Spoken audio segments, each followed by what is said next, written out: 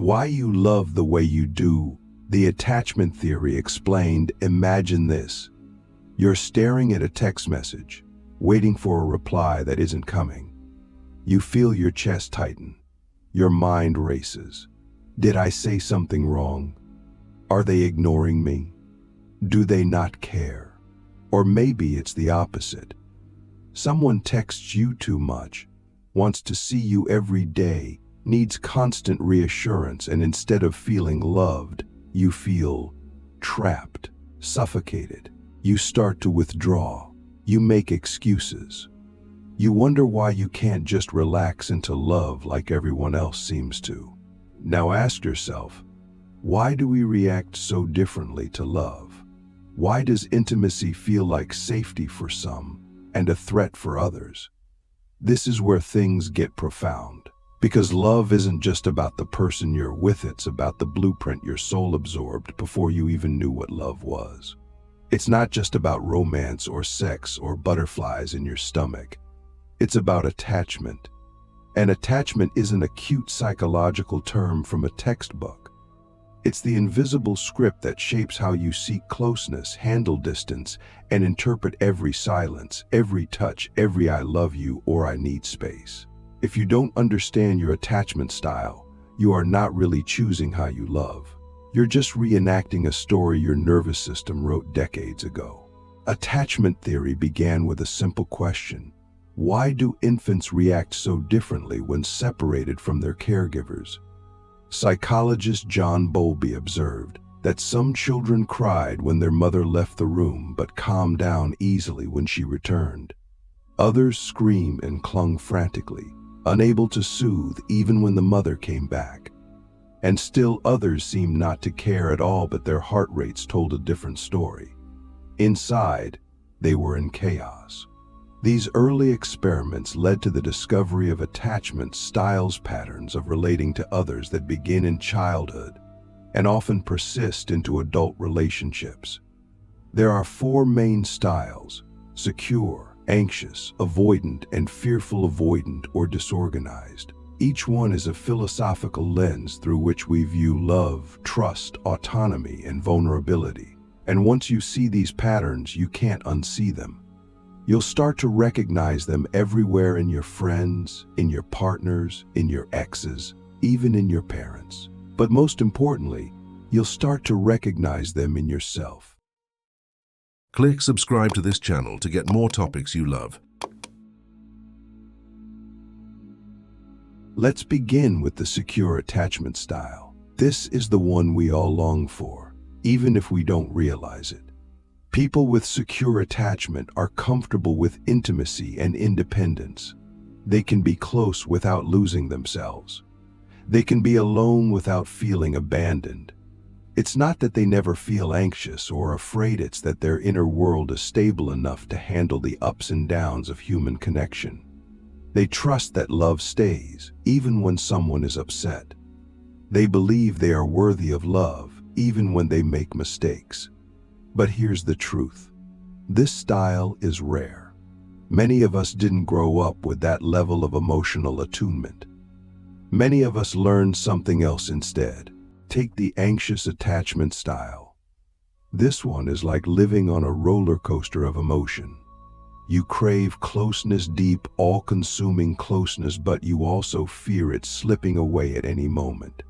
You might overthink texts, replay conversations, constantly wonder where you stand.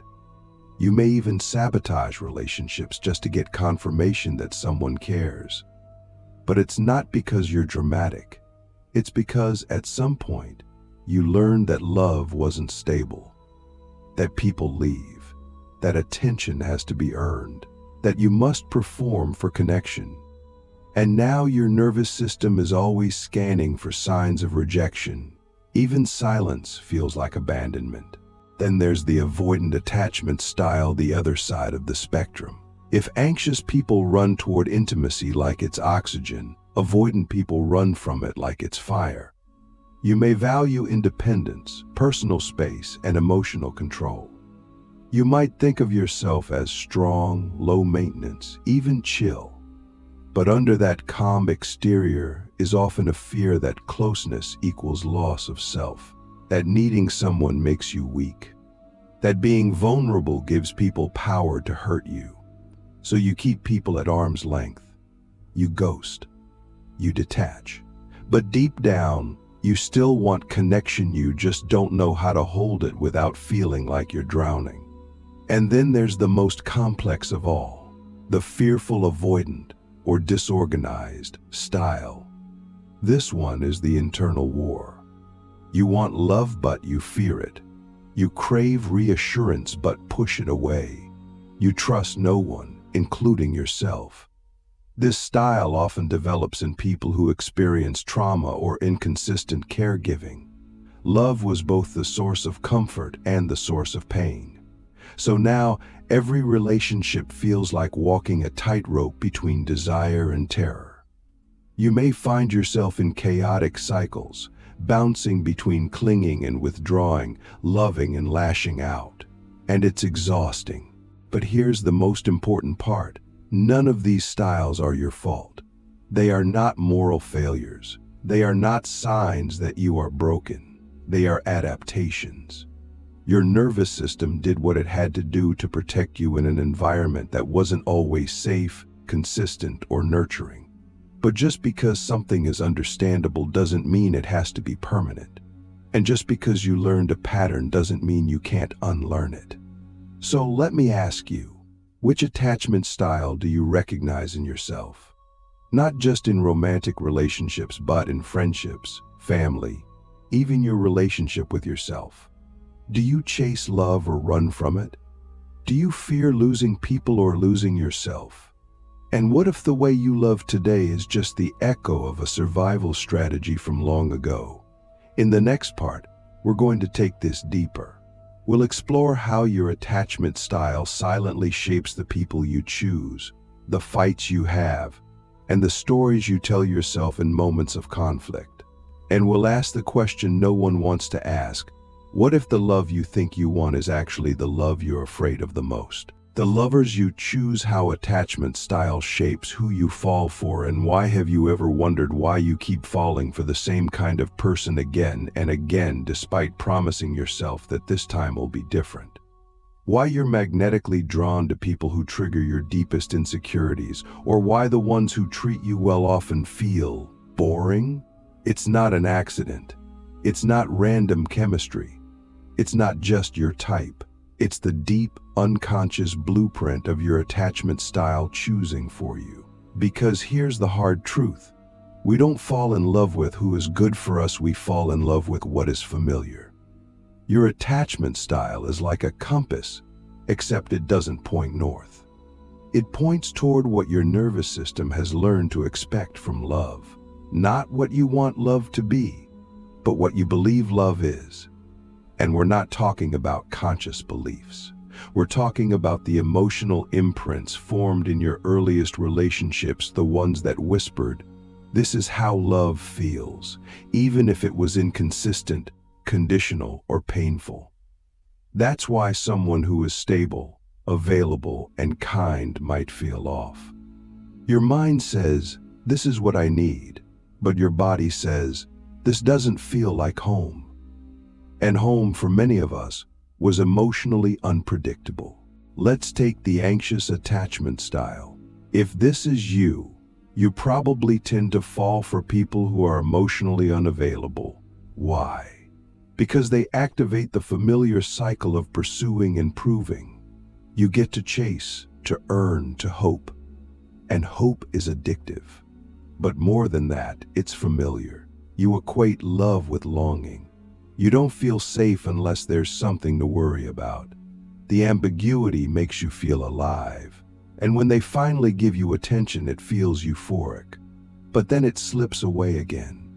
You're stuck in a loop, confusing anxiety with passion, inconsistency with intensity. And the most painful part? You often mistake emotional unavailability for emotional depth because you think if you can just reach them, it must mean you're worthy of love.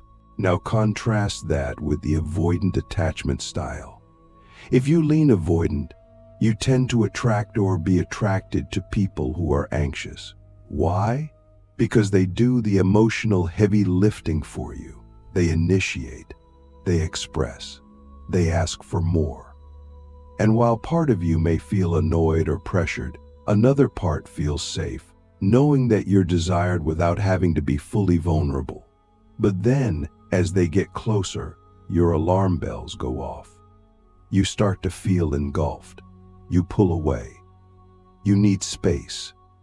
And the anxious partner panics, which only confirms your fear that closeness leads to chaos. The cycle continues.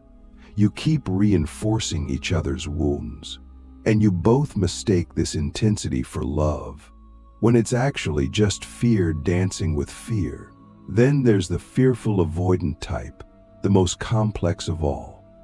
If this is you, you might find yourself attracted to everyone and trust no one. You want intimacy, but when it shows up, you sabotage it. You crave deep connection, but the moment it begins to form, you shut down or lash out. The people you're most drawn to are often the ones who mirror your own unpredictability. They're hot and cold, loving and cruel, present and then gone. And while that may sound dysfunctional, it feels like home. Because home was never peaceful. Home was walking on eggshells. Now you repeat that dynamic, hoping that this time love will heal what it once broke. But don't misunderstand this. Your attachment style is not just shaping who you fall for, it's shaping how you love them. The way you communicate, the way you fight, the way you interpret silence or affection, it's all filtered through the lens of your attachment wounds. An anxious person might see a delayed reply as rejection. An avoidant person might see a request for closeness as control. A secure person sees both as neutral. But unless you become conscious of the lens, you'll keep misreading the signals and reacting based on past pain, not present reality. So here's the question we rarely ask. Are you really in love with the person in front of you, or are you in love with the role they play in your emotional survival pattern? Because often what we call chemistry is just trauma recognition. It's your nervous system saying, ah yes, this feels familiar, even if it's hurting you. And until you become aware of that, you'll keep choosing the same person in a different body, hoping for a different ending to the same story. But here's the hope. Awareness changes everything. When you start to recognize your pattern, you can pause. You can choose differently. You can ask yourself, is this love or is this reenactment? You can begin to unlearn the lies your attachment wounds taught you about what love is supposed to feel like. And you can open yourself to something deeper, not just chemistry, but compatibility. Not just excitement, but trust. Not just intensity, but peace. In the next part, we're going to explore how to actually begin healing your attachment style, how to rewire your nervous system, build emotional safety, and create relationships that don't just feel familiar, but feel free. And we'll confront a powerful question. Can you be truly loved if you've never truly known yourself? Rewiring the heart, how to heal your attachment style and build real emotional safety. Healing your attachment style isn't about fixing something broken, it's about reclaiming something forgotten.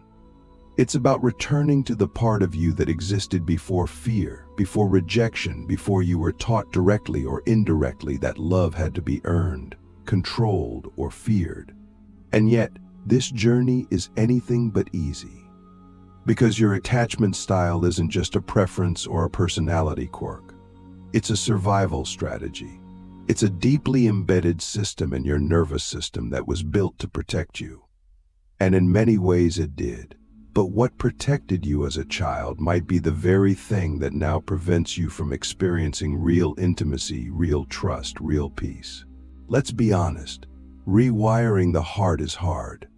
Not because you're incapable, but because it requires a kind of internal honesty most people spend their entire lives avoiding. It demands that you stop blaming others for your patterns and start taking responsibility for how you show up. It means sitting with the discomfort of your own reactions without numbing them, without projecting them, without running away. And most of all, it means learning to feel safe in places where your body has only known threat. That's what emotional safety really is. It's not about finding someone who never triggers you. It's about building the internal capacity to respond instead of react. So how do we begin? The first step is awareness, but not just intellectual awareness. You have to feel the pattern in your body. Notice how you tense when someone pulls away. Notice how you shut down when someone gets too close. Notice the stories you tell yourself. I'm too much. They'll leave. I can't trust anyone. Those are not facts. They are echoes. And until you recognize them as such, they will keep masquerading as truth. Once you see the pattern, you have a choice, not to fight it, but to witness it, to let the discomfort rise without acting on it, to breathe through the panic without sending the text, without shutting the door, without reenacting the script you've always followed. But awareness alone isn't enough. You need new experiences. The nervous system doesn't heal through theory, it heals through evidence. That means choosing differently, letting someone in even when it feels terrifying, being honest even when your voice shakes, setting boundaries even when you fear losing them.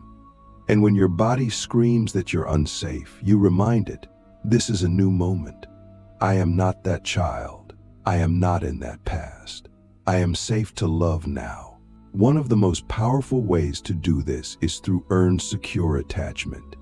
This happens when you consistently experience emotionally safe relationships, whether romantic, platonic, or therapeutic.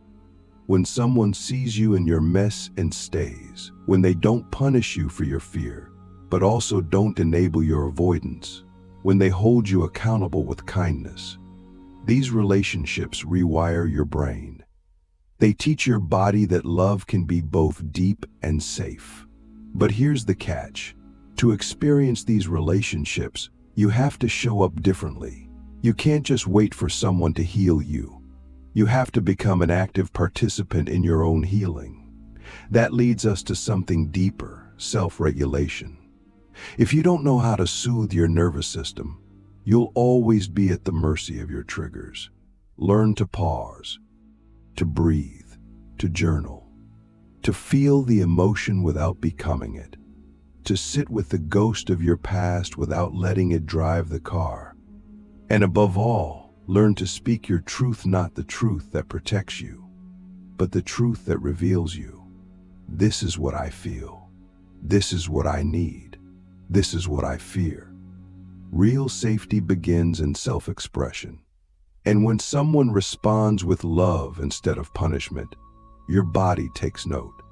You start to trust again, not just them, but yourself. And here's something no one tells you. Healing doesn't mean you'll never be triggered again. It means the trigger no longer owns you. It means you can feel the fear and still choose love. You can feel the urge to run and still stay. You can feel the old story rise and still write a new ending. That's the power of a regulated heart. That's the freedom of emotional maturity. So let me ask you, in your relationships, are you seeking safety or are you recreating survival? Are you choosing people who calm your nervous system or who match your chaos? Are you ready to stop reacting from your wounds and start responding from your wisdom? Because healing your attachment style isn't just about having better relationships with others. It's about having a better relationship with yourself. The kind where you no longer abandon yourself to be loved. The kind where you no longer fear your feelings. The kind where love no longer feels like war. In the next part, we'll bring it all together. We'll explore what it means to love consciously, to choose partners not from your wounds, but from your wholeness. And we'll ask the question that lingers after all healing.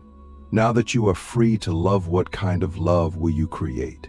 Loving from wholeness, what love looks like when you're no longer afraid, What does love look like when you're no longer operating from fear? That might be the most important question we could ask ourselves, not just in theory, but in practice. Because most of us have never really seen love without fear.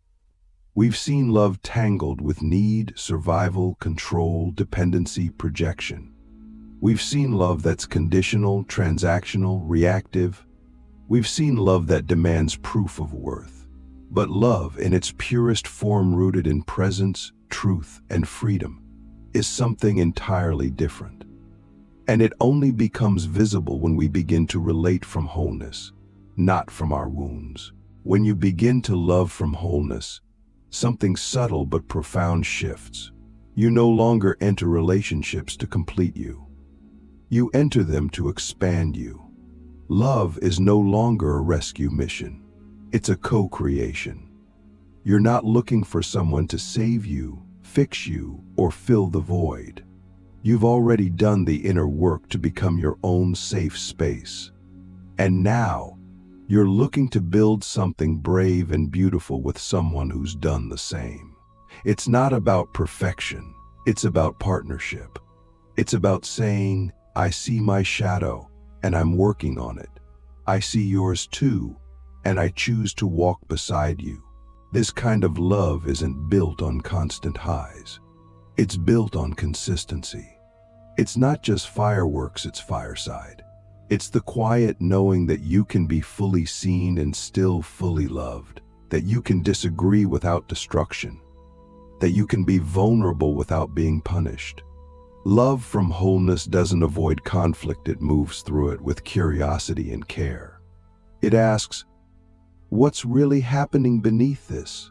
Instead of jumping to blame. And because both people are grounded in self-awareness, they're not trying to win the argument. They're trying to understand each other. That's emotional maturity. That's secure attachment in action.